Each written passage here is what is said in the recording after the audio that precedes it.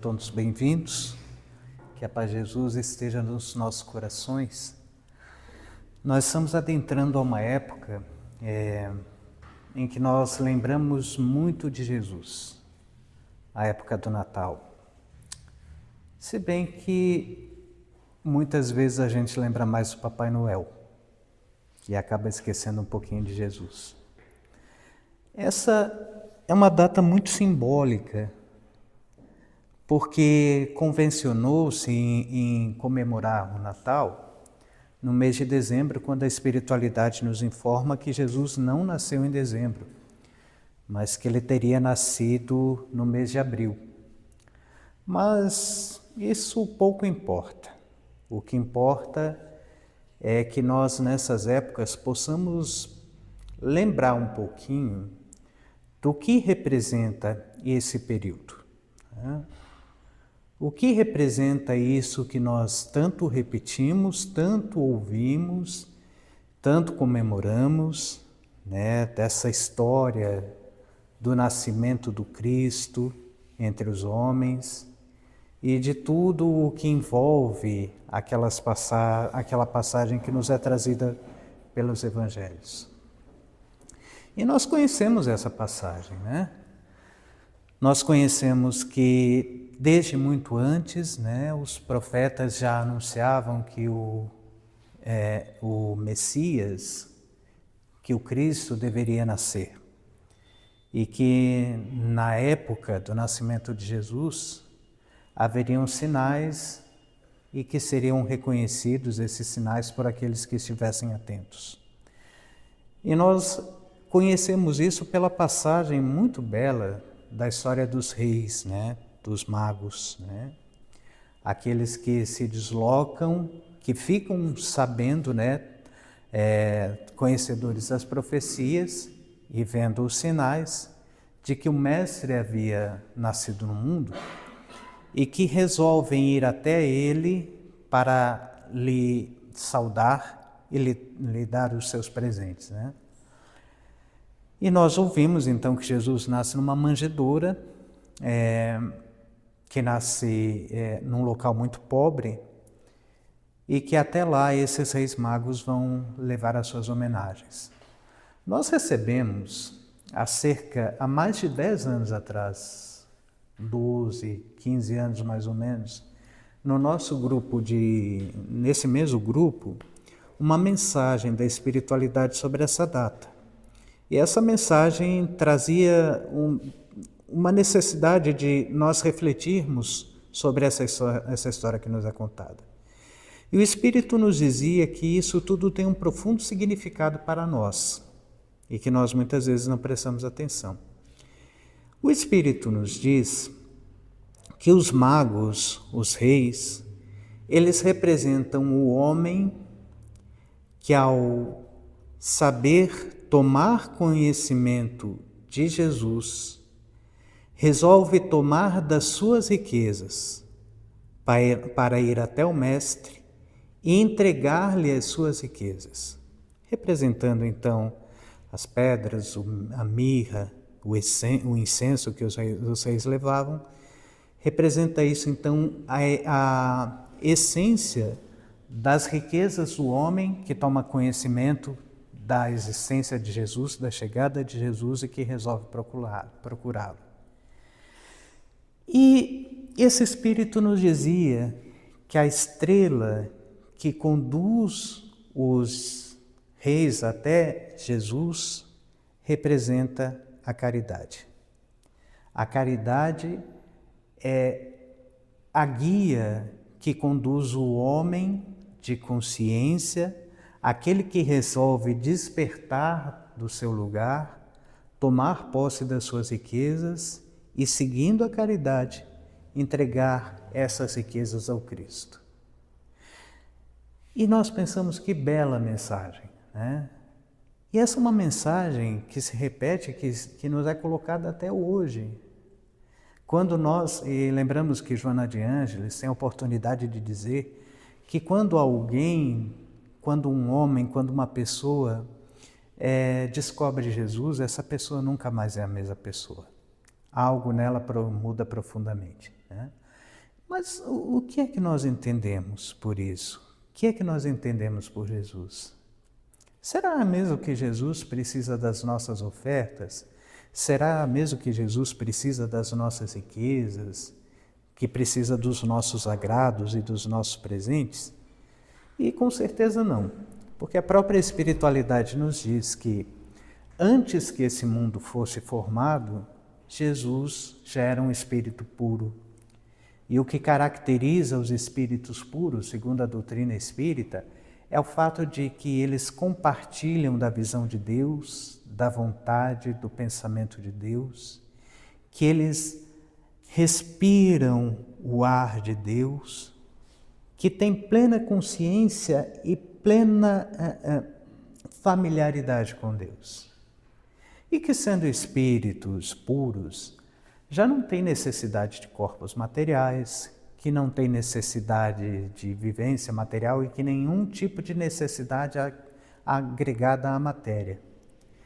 Então, se Jesus já era um Cristo há mais de 5 bilhões de anos, nós imaginamos que ele não precisa dos nossos presentes. Então, quem é que precisa realmente desse contato de Jesus?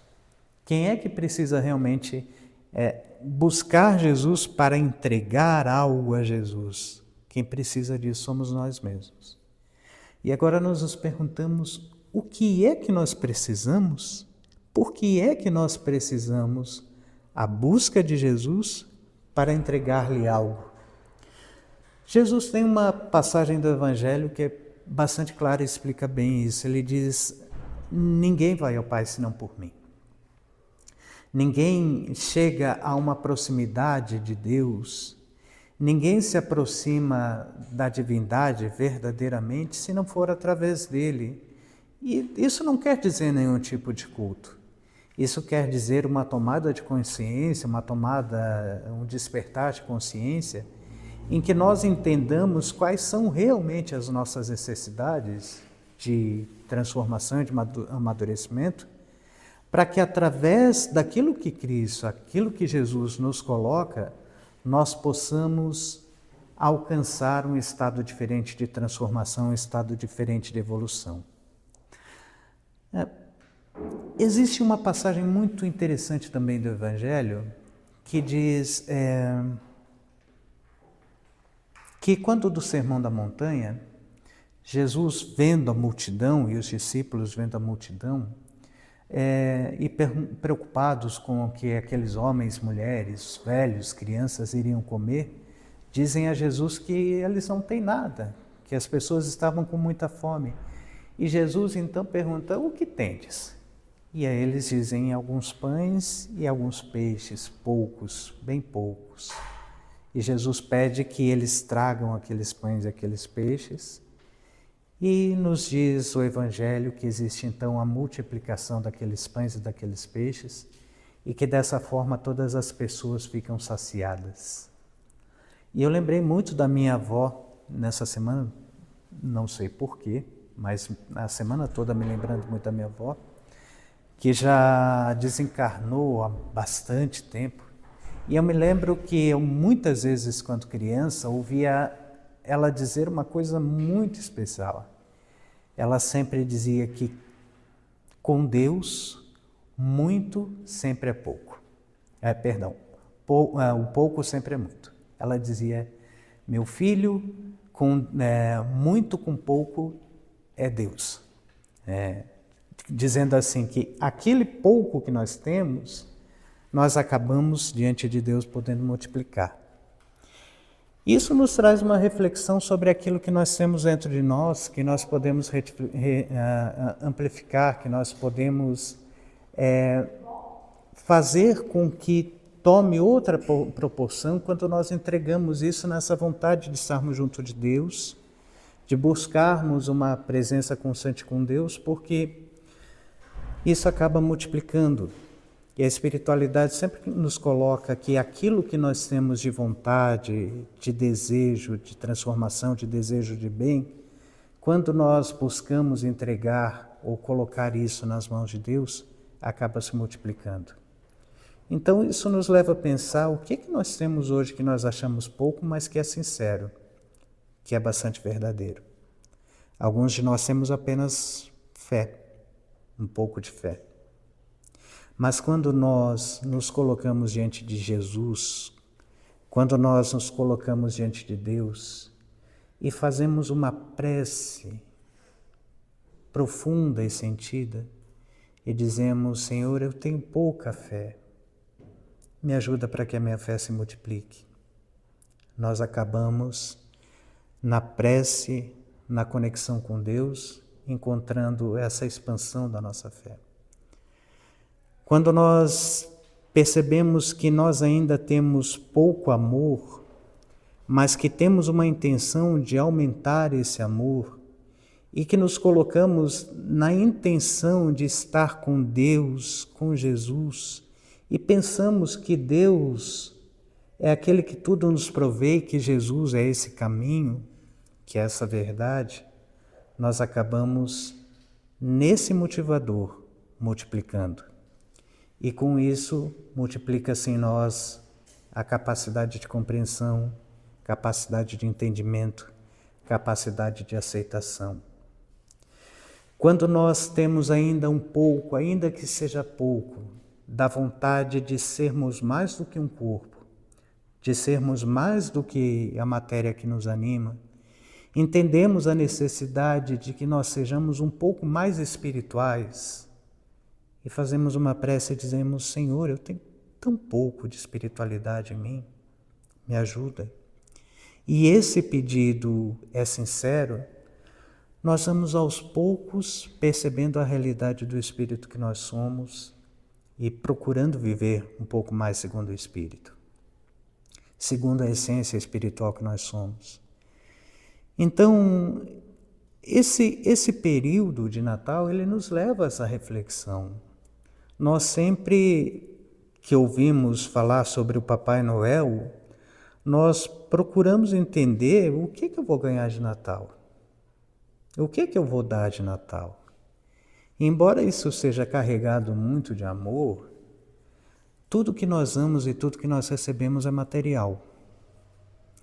E é importante nós pensarmos um pouquinho sobre o que nós temos de essencial e de espiritual para dar para as pessoas que nos cercam.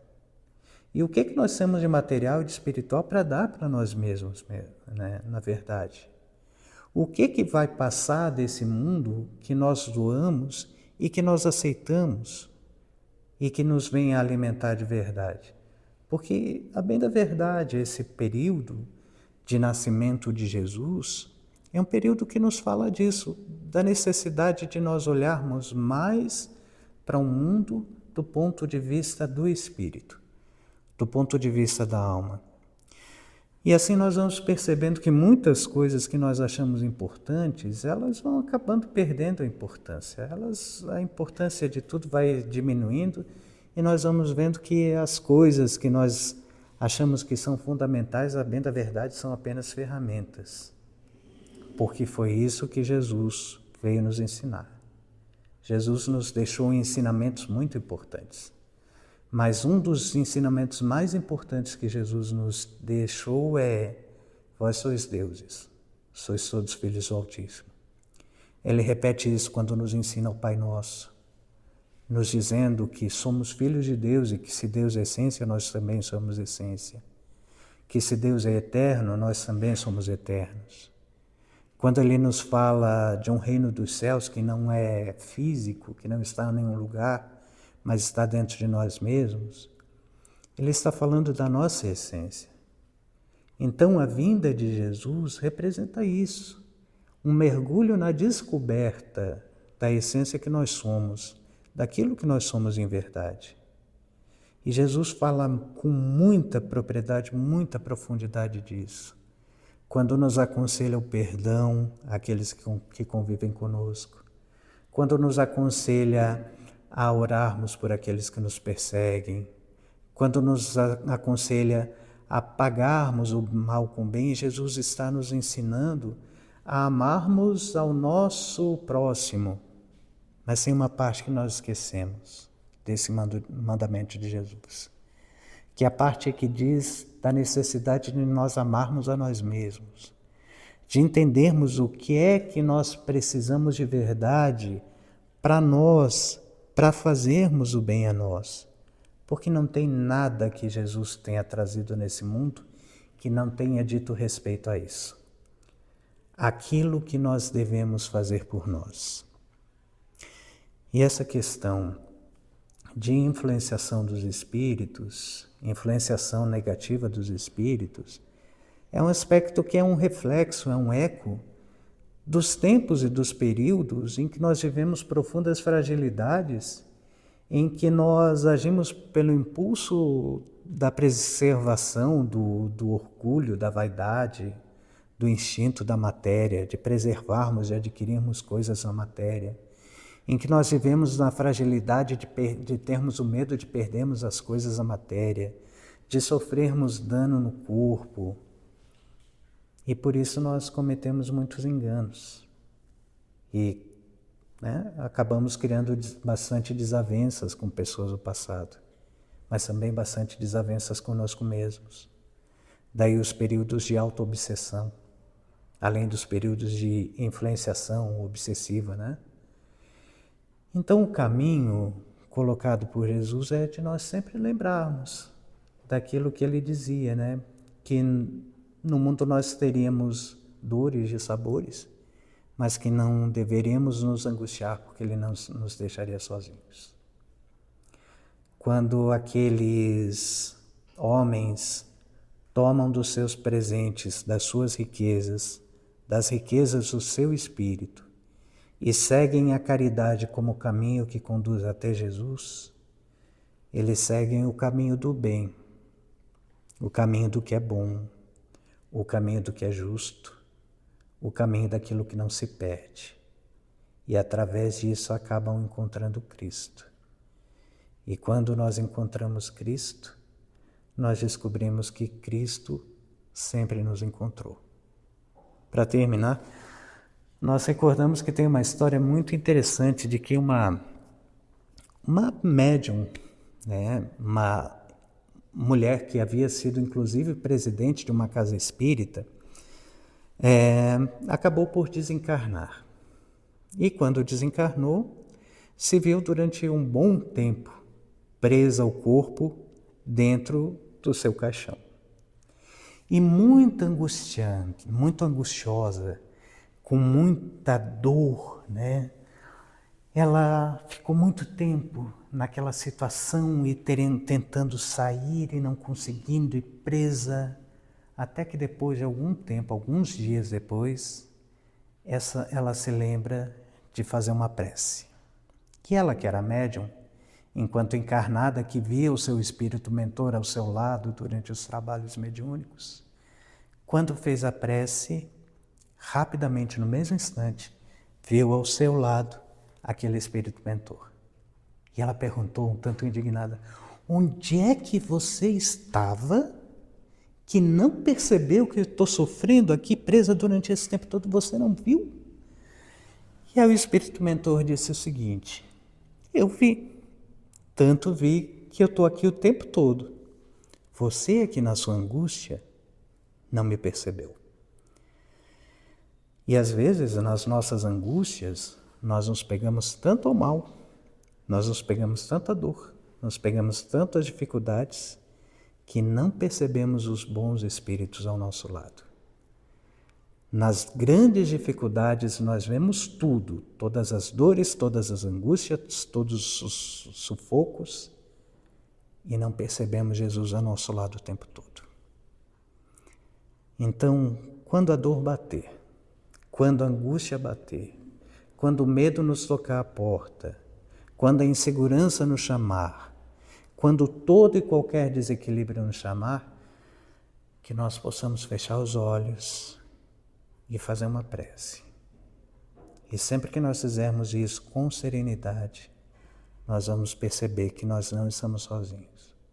Nós estamos cercados de bons espíritos o tempo todo. Porque a promessa de Jesus é, eu não vos deixarei sós. Eu estarei convosco até o fim dos tempos. Isso é profundamente consolador.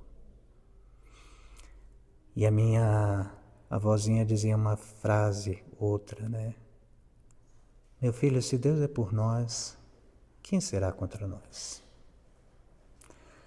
Nós vamos convidar os nossos irmãos, então, para que nós possamos elevar o nosso pensamento a Deus, agradecendo pela bênção de mais um dia na presente reencarnação e agradecendo por todos os cuidados dos quais nós somos cercados, por toda a presença dos bons espíritos, por toda a luz que emana sobre nós, por toda a bênção, por toda a proteção, pelo amor infinito e inesgotável de Deus, pela luz imperecível de Jesus, nós agradecemos. Em nome de Deus, damos por iniciado o nosso trabalho. Que assim seja.